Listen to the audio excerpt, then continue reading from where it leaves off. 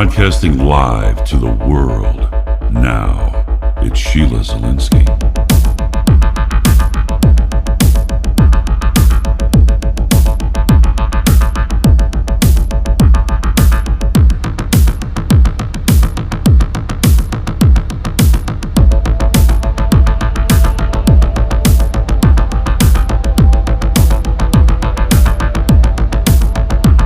The Sheila Zielinski Show, the only show to give you the truth behind the headlines, prophecy, and the deeper things of God. Now, here is your host, end-time watchwoman, Sheila Zielinski.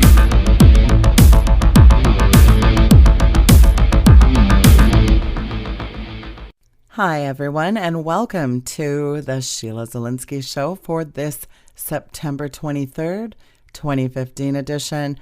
A very interesting day, and there certainly is a lot culminating, coalescing, very interesting indeed. And to weigh in on this remarkable day is my good friend L.A. Marzulli. You all know L.A. from lamarzulli.net, and he's here to talk about Days of Chaos, which is also the title of his new project. And he will be joining me momentarily. I want to just remind people that I broadcast Monday to Friday at 6 p.m. Eastern Time, and as well on the weekends, Saturday at 8 p.m. Eastern at WINB, as well as Worldwide Christian Radio, WWCR. There also is a call-in number for that. The information is on my website, weekendvigilante.com. This broadcast is 100% listener funded. I'm not sponsored by anyone. There's no advertising. It is completely 100% uncensored. If you listen to the show, please do sow into this ministry. The workman is worthy of his meat, and God loves a cheerful giver. So I want to encourage people, please do what you can, and I thank you in advance for that. And also a reminder, although I'm sounding like a broken record, but there is a lot of new listeners that tune in daily. So I want to remind people there is an app. So just go to your smart device and download the app by typing in Sheila Zielinski. Make sure you spell it right, folks. All the shows are going to start populating, so we're working out a few small kinks, but it's going to be so incredibly easy, one click away from all the latest news updates, archives. Very convenient for you, the listener. My guest today is, you all know him, he's a highly acclaimed author and speaker.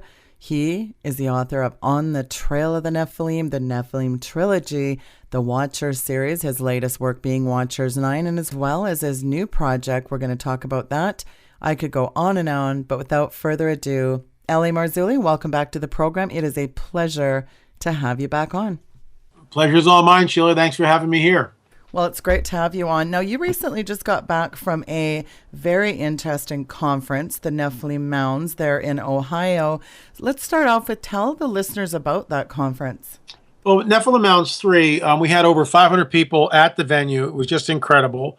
We started at 9 o'clock in the morning and went to 9 o'clock at night. Gary Stearman led off with sort of a reworking of his presentation from last year. It's all about the seed. And basically, the reason why he did it again, and we wanted him to do it again, is because we realized a lot of people need the basics, Nephilim 101, and that's what Gary did.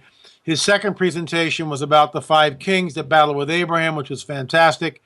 I talked about the ongoing academic cover-up, an academic conspiracy, and gave literal proof of that. And, you know, it's up to the viewer to decide for themselves. Chief Joseph Riverwind gave us a wonderful insight into Native American culture, Native American legends, and, you know, how they have dealt with the Nephilim throughout history. I mean, these giants were here in the Americas. Many of the tribes talk about it, and yet anthropologists and archaeologists just dismiss the oral tradition as superstition because Native Americans don't have any writing, but that's not true. Native Americans do have birch bark scrolls, and of course they're not letting anybody look at these things, but they have them. They also have the oral tradition, and in order to become someone in the tribe that would pass down that oral history, that person was chosen from a very young age, from childhood, and they were trained, and they memorized the story, Sheila, word by word, not adding, not taking away. And many cultures throughout the world, not only here in the Americas, have done the same thing and place high regard on their storytellers. And so what's amazing, and I've talked to several different tribes about this over the years, and they all have discussions. They all have this story of red-haired, six-fingers, cannibalistic giants that were here in the Americas before they even got here. And I find that just incredible and telling. Fritz Zimmerman gave us a wonderful presentation about the fact that the Amorites, who, of course, in my opinion, were a Nephilim tribe that are mentioned in the Bible and that were rooted in the Levant, specifically the Promised Land, what is now Israel. There was a migration, a mass migration into basically the Ohio Valley, just where we were, and that many of the sites that we see could be attributed to the Amorites. Fantastic presentation. Of course, Fritz, the following day, went out to the Newark, Ohio mound, which is the largest circular mound. I think it's like the second largest in the Americas. The thing is huge. It's over 1,200 feet in diameter. Absolutely phenomenal to stand there. Human sacrifice was also practiced at that place. No one really knows how it was built or when it was built. And different archaeologists and anthropologists will argue that to the cows come home. That's fine. But we have our own opinion on it, and so does Fritz. Russ Dizdar, of course, gave us the whole idea of the backbreeding of the Nephilim. And he talks about the ritualistic satanic abuse which happens throughout the Americas, really. I mean, all through the United States of America, this stuff is going on. He talked about the idea that the singularity. In other words, there are those on the planet that are believing that at some point in time we'll be able to backbreed into this God-man. And Russ's presentation is always just incredible. And he could do the whole day just by himself. That's how much material he has. But so it's a great conference, well attended. We did a Q&A at the end for about an hour, which was fantastic. Hagman and Hagman were there, which was great to see. Doug and Joe. A lot of great people came up.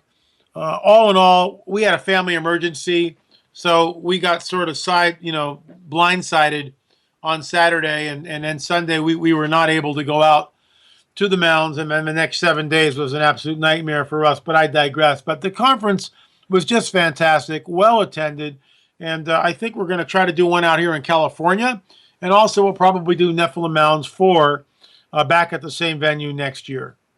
Well, that sounds fantastic. It's really nice to see the Hagmans out, and it's also nice to see a lot of these guys like Russ Dizdar out. Of course, Russ and I have attended conferences together before in a little different capacity, but it's still nice to see, people coming out and supporting that. Now, you mentioned something really interesting. You mentioned chronicling the history of the Native American people. You and I have talked about this on a previous show, that my family, I had a chief of the Blackfoot tribe, was my great-grandmother. Wow. And one of the interesting things is when you look at petroglyphs and you look at some of these antique memos and writings of these Native Americans, it's very interesting. A lot of my family has reptiles with the halo at its head and footprints. Of course, we've got those 6 toes, which is so interesting alongside. Now, I always thought, why would a Native American concoct the same anomalous physiology as the ancient Hebrews were doing on the other side of the world then, L.A.? Well, and this goes back into our work on the Trail of the Nephilim, plus Watchers 6, Watchers 8. We've discussed this and continue to discuss it, continue to probe, continue to investigate and uncover. Literally, we're on one site in Ohio on private property, and we're not sure what we're looking at yet, but it's a very interesting site. And the reason for this is, Sheila, we believe that there was a diaspora. There was these Nephilim tribes left the Levant, left Israel, left the Promised Land. As Joshua and Caleb press into what became later Israel, they're conquering all these tribes. And these tribes are hybrid. They are not human beings as we know them. We believe that they're the offspring of fallen angels and the women of earth. And we believe also, our hypothesis is that they populated a new world. and last time I was on your show, we talked about this. And on the Trail of the Nephilim, we show hardcore physical evidence in both Volume 1 and Volume 2 that the history of the world that we've been taught is wrong. It has been deliberately sanitized. It has been manipulated to completely move people away from anything supernatural and hold up the Darwinian paradigm. What I found on Catalina Island, which is an island which is right outside of Los Angeles, about 26, 27 miles away, and part of the Channel Islands, which extend from Santa Barbara in the north to San Diego in the south. And on Catalina, one of the largest islands, Ralph Gooden, who conducted primitive archaeological research in 1919 and 1921, discovered, and we have photographic proof of this, and we had the photograph analyzed by 3 separate people. They all put that skeleton, which he unearthed, at around 9 feet. We've got pictures of that picture. That picture went viral. The History Channel's In Search of the Lost Giants, they showed that picture on the show. It was my discovery. It's my intellectual property. I'm the guy that did the research on it, the guy that discovered it. And then we also did, we had 3 different researchers take that photograph and tell us, well, how big is that skeleton? They were able to digitize the photograph in their computers, and all of them put it just under 9 feet. So it's extremely interesting to me, Sheila, that there's a photograph sitting in the archives and no one cares because they're not either looking for it or it's a deliberate obfuscation. What was telling to us, and I haven't told you this yet, what was absolutely astounding to us is we went back several months ago. We walk into the museum. It's since moved, by the way, into its new quarters. But the Ralph Gooden section was very small. When I was there and doing my research, it was the entire museum had been turned over to the Ralph Gooden display. Well, when we got there, it was confined to like one room / hallway in the museum, a very small museum on Catalina. They've since moved, like I just mentioned. We got there, and I went, oh my gosh, you've got to be kidding. There on the wall was the picture that I had discovered, blown up to probably 2.5 feet wide by 18 inches high, roughly. Okay, maybe a little bigger than that. And it was the picture, which is in my book. But you know what they had done, Sheila? They cropped the skeleton out of the picture. Wow. It's not there. It's not there. And if that's not a deliberate obfuscation by the scientific / academic community, I don't know what is. And I went to the curator and said, why are you guys doing this? You know, what is, and the lame excuse I got was, well, we don't want to show too many Native American skeletons. And I said, are you kidding me? Look around at every single picture in the Ralph Gooden exhibit. Almost every single one shows Native American skeletons. This is the only picture, in our opinion, which isn't Native American, which points back to the Nephilim. So, you know, it was just absolutely astounding to see that there. It really was very telling.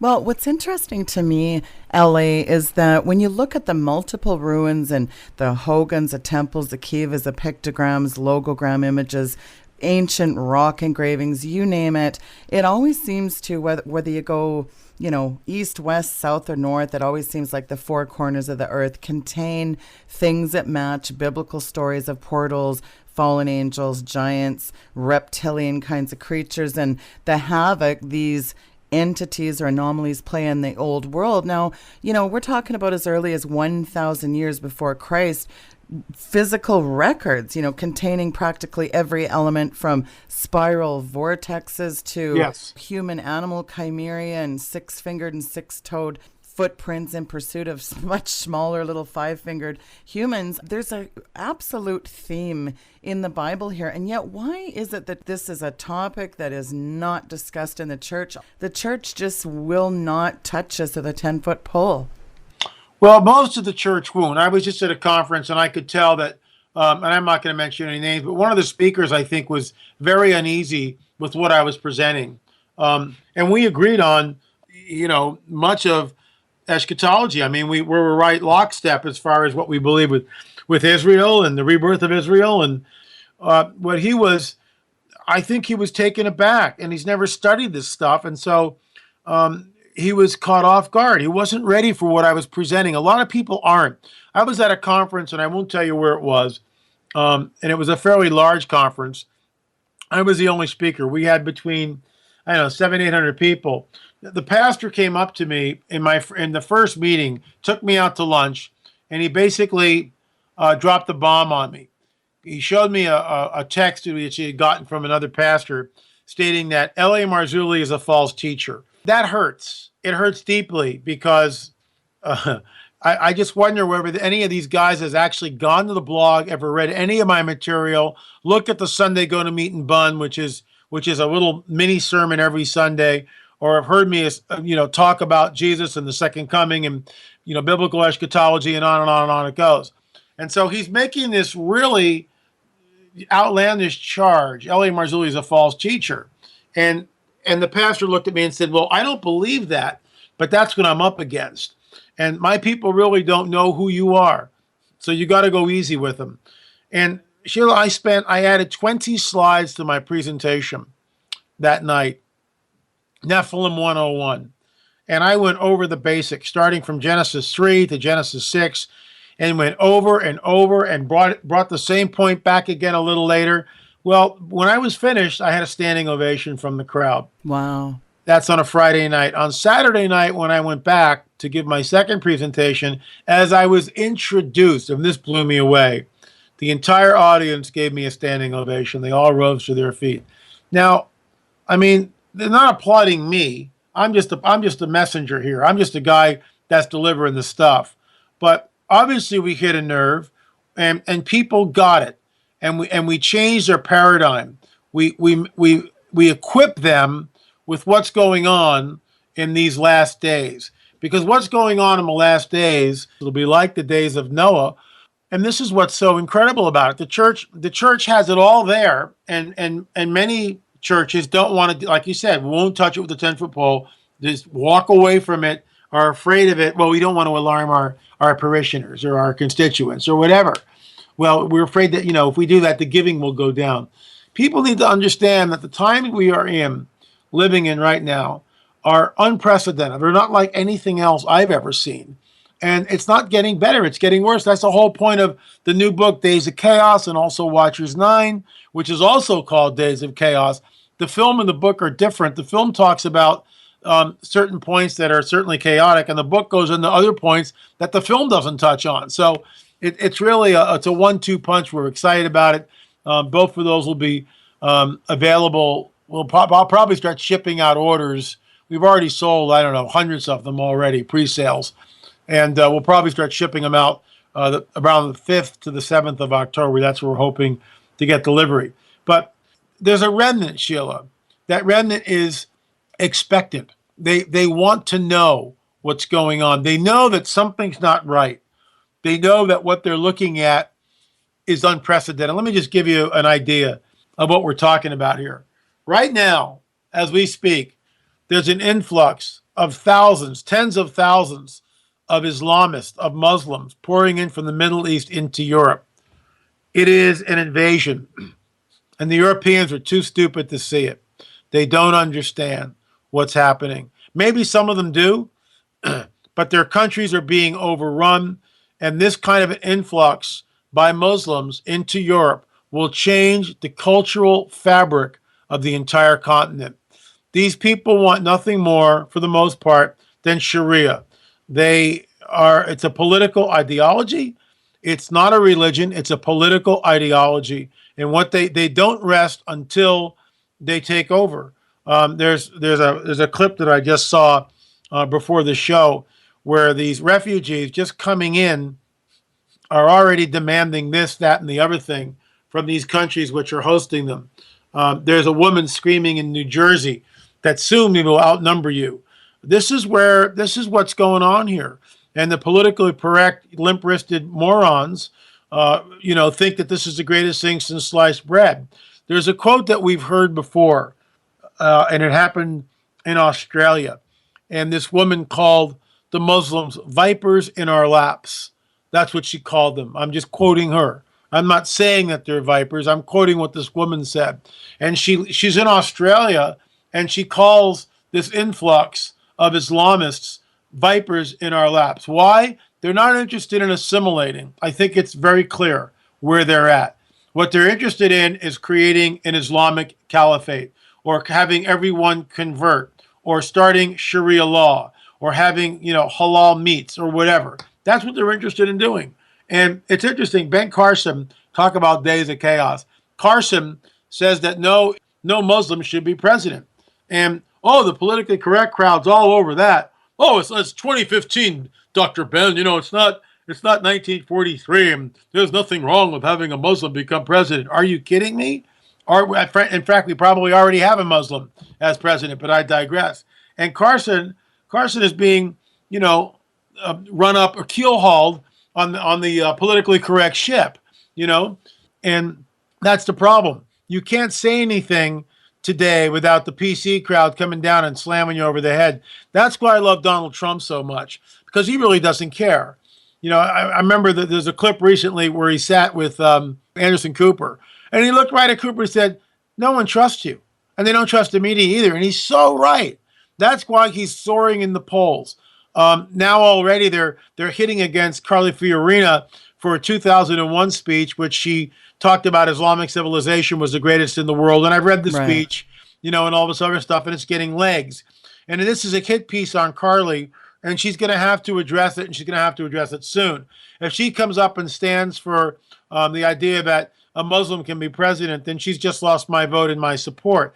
I love the way she talked about Planned Parenthood. I love the way she challenged Obama and Hillary Clinton to look at the videos. And then, of course, we got Gloria Steinem, who probably hasn't looked at the videos, but all she can do is give Carly the ad hominem attack and attack her.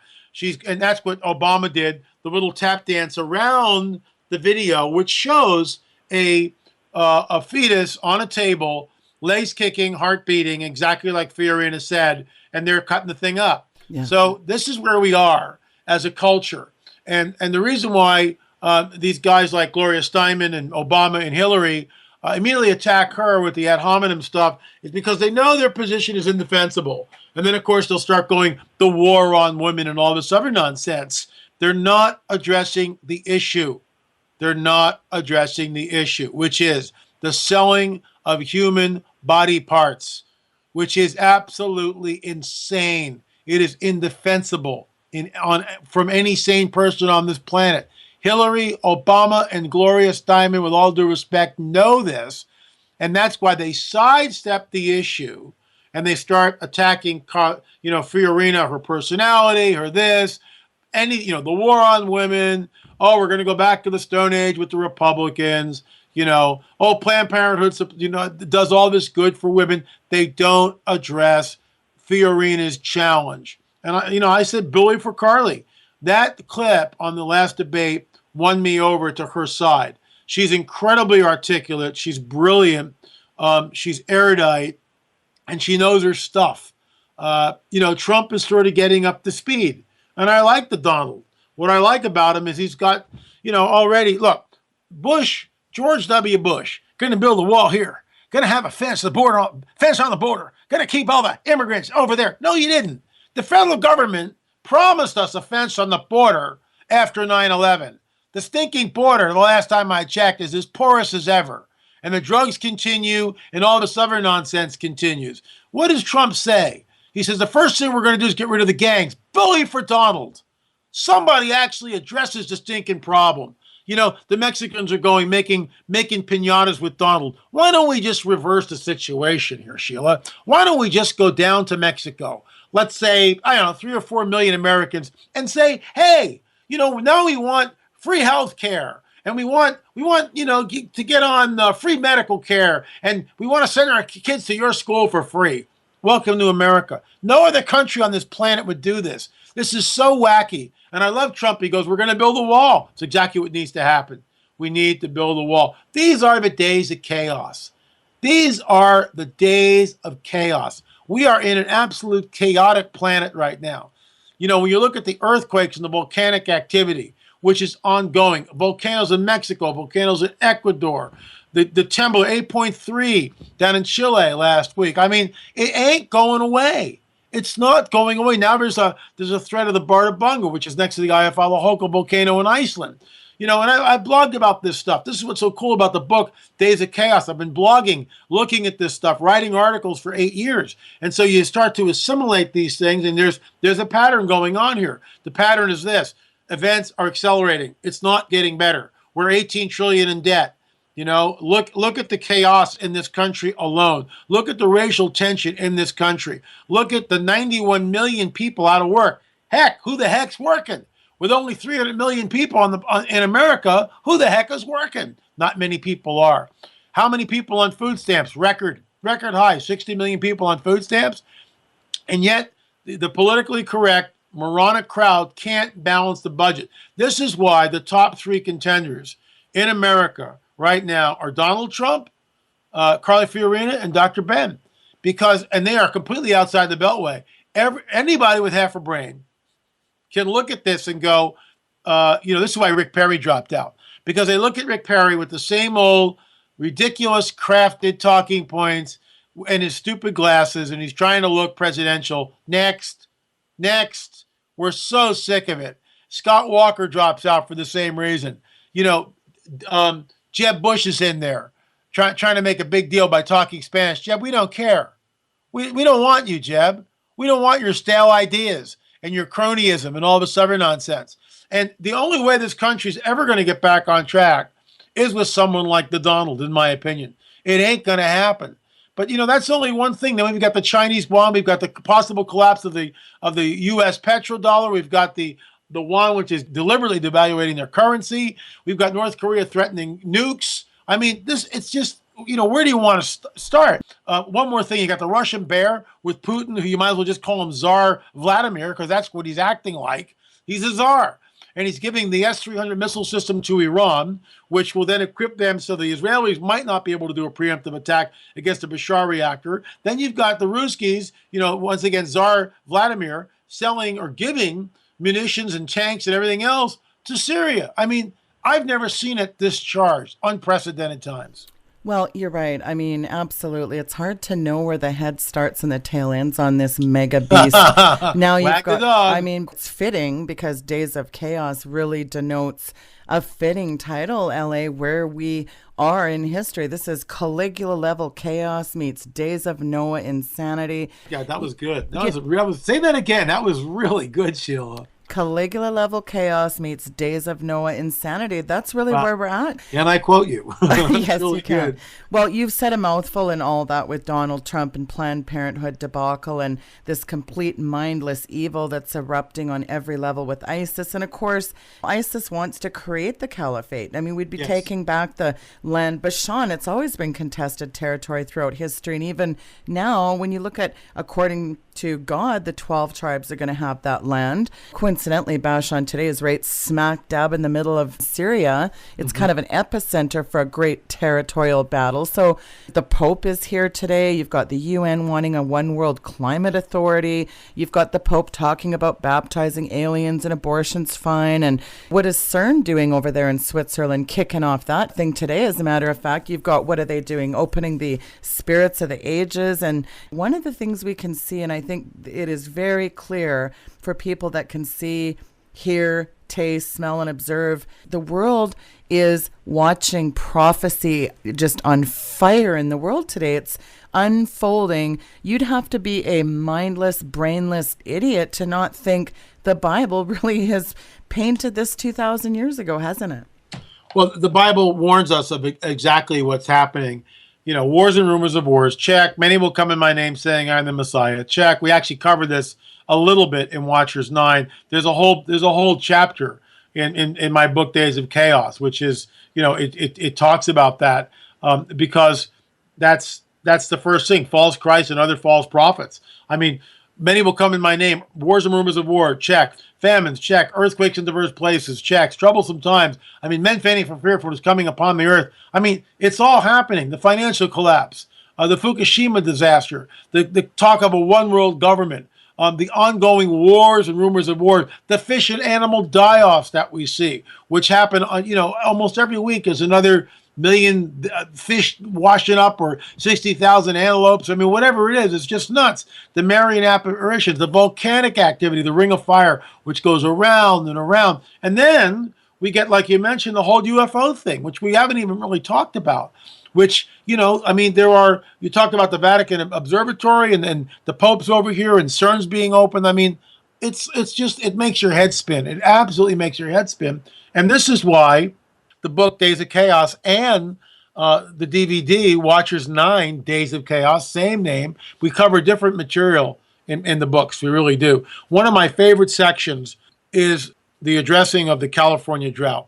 And this is in Watchers 9. We interviewed this man by the name of Andy. Andy's been on the Colorado River for 45 years. He spent his life on the Colorado River, okay?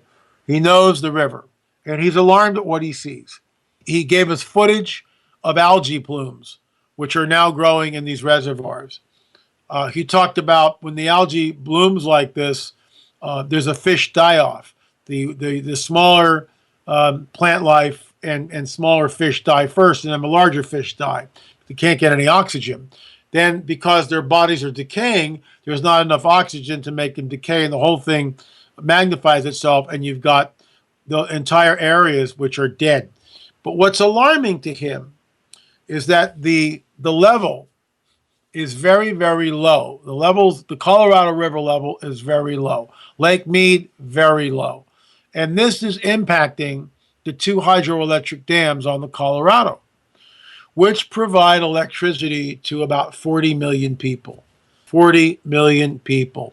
If we do not get rain in California this year, if there's no snowpack, and that river continues to drop, eventually it will fall below where the generators will stop working. That affects power to 40 million people. And that will produce a series of cascading events, which will be absolutely unprecedented in modernity. We've never seen anything like this. Meanwhile, no one wants to talk about it. That's what's happening in the Colorado. Entire orchards in California up north, because of a lack of water, are being cut down.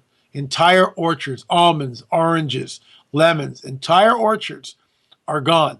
I live up in Decker Canyon here in Malibu, and there's a guy that's got what we call a gentleman's vineyard. He's got 3 acres. It's all planted in grapes, okay? And in years past, he's, made his own wine. Well, he was pressured by the neighbors not to water the plants, just to water them to keep them alive, but not to water them so, you get grapes, because you really got to pump the water in. Because what he was doing is he was taking from our aquifers. And people up here went, look, you don't live up here. You just bought 3 acres and you're growing grapes and making wine so you can show your buddies, a bottle of wine. Meanwhile, you're impacting everybody's well, including my own well. And he stopped doing that with all, kudos to him. He stopped watering the plants. They're still alive, but there was no harvest this year because there was not enough water to go around. That's telling. My creek, and I've been up here since 1978, so I've been up here for years, okay? That creek used to run 5 to 6 months out of the year. I haven't seen that little seasonal creek run in 7 years. 7 years. It has not run. So this is where we are. There's a lake up here, up in Decker Canyon. People used to come up here and fish. They would boat. That lake is bone dry, and that's where we did the shoot with Andy from the Colorado River. We went up there, and we're standing in this dry lake bed, and he's talking about the Colorado River. And that's just one little dynamic, which, you start stacking this stuff up, Sheila, and it becomes like, oh boy, these are the days of chaos, and there might not be a way out of them. Who knows? If you look at the geoengineering and the chemtrailing and the terraforming, these GMO frankenfoods got Morgellons disease. I mean, what is that? These little parasites like fibers they disperse nanoparticulate and particle accelerators at the nano level and changing our DNA and the cross-pollination of this biotech, the nanotech, fusing robots with humans and then altering the genome and altering our frequencies of our DNA. And they've admitted on record, LA, that they're genetically manipulating things like creating fetuses. When you put this all together, we're living in unprecedented times. I completely agree. And, my friend and the co-producer of the Watcher series, Richard Shaw, came up with a very interesting comment. And it was this: unless Jesus returns soon, there might not be anything to come back to. And while that, sounds sort of, I guess, bizarre in some ways, it's not. And you just mentioned it. With the chemtrails, with all the spraying, the geoengineering that they're doing, with all the chemicals in the food, I mean, what are we really looking at here? What is really going on? It is absolutely alarming, in my opinion. And this is why, I got to tell you, I look around this planet, and I'm a blessed man. Father God has blessed my wife and me. It'll be 31 years. Our anniversary is tomorrow, 31 years. And I mean, we're blessed. We really are blessed. And I look around, and this isn't my home. It's not my home. And I realize that might, what do you mean it's not your home, LA? But it's not. We are strangers in a strange land here. I look at the overwhelming violence on this planet. Chicago, the murder capital of the United States. I mean, every weekend, it's just the body count. The craziest stuff happens in that city. It's ridiculous. I look at the rampaging of ISIS on this planet. The beheading of Christians, and Obama won't call them Christians. He's all ready to invite the little Islamic kid who builds the stupid clock in about 25 seconds, by the way. There's a video now showing what the kid did. He just took a clock, the guts of a clock from another clock, and threw it in a little box. Right. That's all he did. I mean, it's just a joke. And what did he do? He just, look, if you're a teacher and you see that and you know what's going on, they did the right thing. Calling you, I don't know what this kid's going to do. Are you kidding me? Who would have imagined the Fort Hood shooter, yelling Allahu Akbar as he blows away 13 innocent people, including a pregnant woman who begged for the life of her child. I mean, this is a type of insanity. And it was the whole thing was just to put up with, this little Islamic kid and all the politically correct crowd. Obama invites the kid to the White House, but he doesn't invite the parents of the woman who was brutally gunned down in a random attack in San Francisco, or any of the families of Christian martyrs in the Middle East. Oh no. But like Trayvon, same thing. If I had a son, he'd be Trayvon. I mean, this guy's a real piece of work, in my opinion. We know nothing about him, and he always sides with the Muslims. He never sides with the Christians, ever. I've never seen him do it. The Coptic Christians who were slaughtered on the shore of the Mediterranean by ISIS several months ago. They were all just beheaded in a gruesome, disgusting, execution style murder, because that's what it was. And he refused to call them Christians. I mean, it's absolutely unbelievable what's going on. And yet they want to bring these people into this country. Are you out of your mind? Are you crazy? I mean, come on, man. But LA, do you notice these guys that are flooding in, a lot of these Syrians, they're not women and children. They're 25-year-old able-bodied males. That's what they are. Does that raise a red flag with anyone? It should raise a red flag to everyone, Sheila, but the Europeans are too stinking stupid to realize that their countries are being overrun. It is an invasion force, and it's over. The only choice they have is to deport these people. And here's the telling thing, and I wrote about this on my blog, lamarzulli.wordpress.com. Saudi Arabia, and a friend of mine at this conference I was just at over the weekend, Dr. Rob, had it on his presentation, and I Googled it and put it up on my blog. And it was unbelievable. Saudi Arabia has a tent city, a fully air-conditioned tent city. Get this. Now, when you say tent city, you go, oh, well, they probably got a couple of thousand tents, maybe, maybe a couple hundred tents, whatever. No. Sheila, this is an air-conditioned, state-of-the-art tent city, okay? Air-conditioned, which can hold, get this, drum roll, 3 million people. Wow. 3 million people. Guess how many refugees the Saudis take? 0. And you know what they say to Germany? Well, we won't take the refugees, but we'll be more than happy to come to Germany and build 200 mosques. Unbelievable, isn't it? There it is. And that's the Islamization of Europe right there. And the people are too stupid to realize what's going on. Why won't the Saudis take in any of the refugees? I think it's really quite clear that there is a mass exodus happening. It's on before our eyes. And I think what people have to understand is we're really at a crossroads in this country. We look at the race wars and the deep divisions, the absolute rumblings in the epicenter of the Middle East. And then you have the current Pope who's declared his support for the Palestinian statehood. What? Especially on the anniversary of Israel's declaring its statehood. Oh, yeah. That's very bizarre, isn't it? Sheila, that is so deliberate. And here he is. Look, Obama is no friend of Israel. And he's shown it over. The fact that he's sitting there dealing with the Iranians tells us exactly who he is and what he's about. Because his name is Barack Hussein Obama. He more than likely is a Shia Muslim. That's what he is. And watch his wedding rings come off during Ramadan and the whole deal. Watch him flee during the Christmas season so he doesn't have to say Merry Christmas or anything else.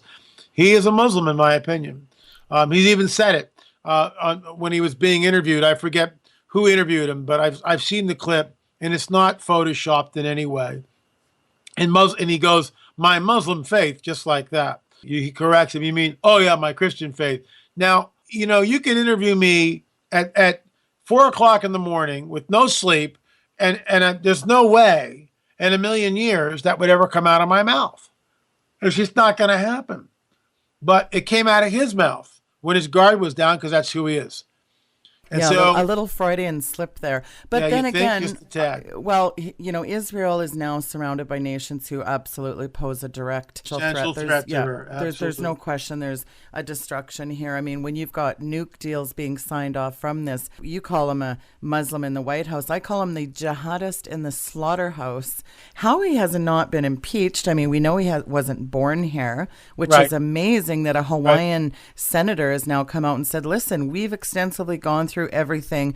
There's no birth certificate for this guy. No one cares. Nobody cares. The fact that Boehner and McConnell can sit there, they are spineless. They have no fortitude. These guys got to go.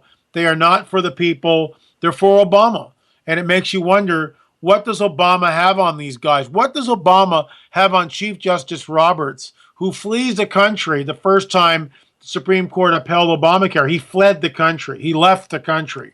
And once again, this time, Obamacare is somehow constitutional. What?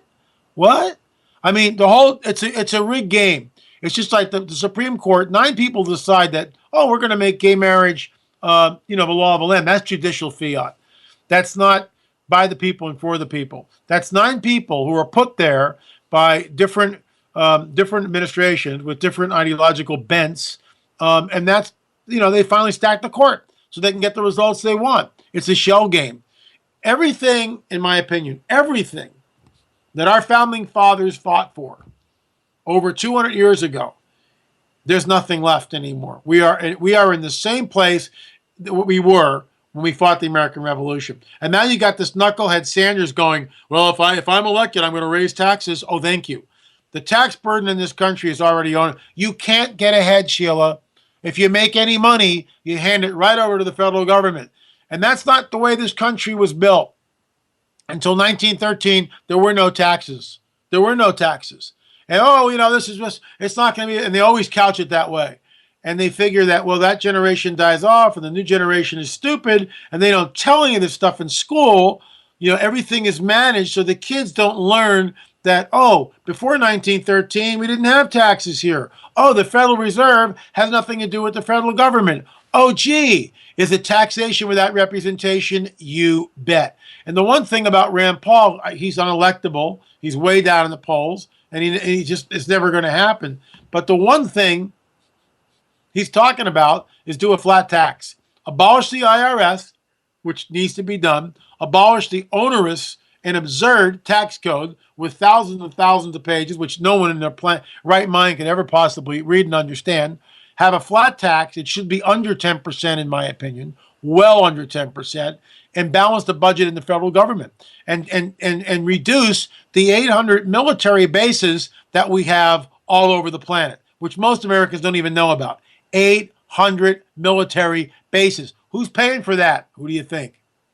Well, someday, I always say, when the historians are sifting through the ashes of what once was a free West, they're going to discover that a resounding silence is what caused its demise. And I really believe this. And I guess so did the major contributor to America's Second Great Awakening, Charles Finney, said, LA, if Satan rules in our halls of legislation, the pulpit is responsible. And look at the decay of conscience. Well, the pulpit's responsible for that as well. We've got no discernment, no morals. We've got it's just morally bankrupt society. And Finney on this point was dead on. And the truth is, LA, that today's pastors, churches, and religious leadership have been shamefully silent on an all-out fervent war on Christianity. I mean, you talked earlier about the persecution of the Christians worldwide, but It's not just the vehement extirpation of the true Christian values that America was founded on, but Christians are being slaughtered and tortured and raped and beheaded in droves, and instead of these atrocities consuming the pews of the churches here in the West, it's crickets chirping. There's nothing, Sheila. There's absolutely nothing. Obama doesn't do diddly squat, basically. You know, we signed this ridiculous deal with the Iranians. Meanwhile, Saeed, the pastor, languishing in an Iranian jail for 3 years. I mean, it's a bad deal. There's no way they should ever sign this thing in a million years. But, you know, Obama doesn't care, because the end goal is to, and this is why the Pope is there. And look, I wrote about this, and with all due respects to Catholics, and I understand